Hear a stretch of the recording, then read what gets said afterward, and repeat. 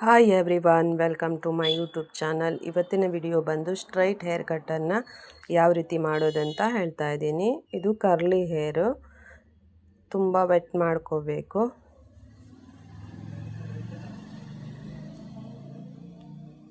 Vet ಮಾಡ್ಕೊಂಡಾದಮೇಲೆ ಮಿಡಲಲ್ಲಿ ಎರಡು divide ಮಾಡ್ಕೋಬೇಕು.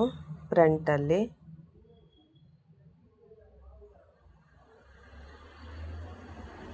First ಸ್ವಲ್ಪ ಹೇರನ್ನು ಯಾವ ರೀತಿ ಮಾಡ್ತಾ ಇದ್ದೀನಲ್ಲ ಇದೇ ರೀತಿ ಹೇರನ್ನು ತಗೊಂಡು ಸ್ವಲ್ಪ ಹೇರನ್ನು ಕಟ್ ಮಾಡ್ಕೋಬೇಕು.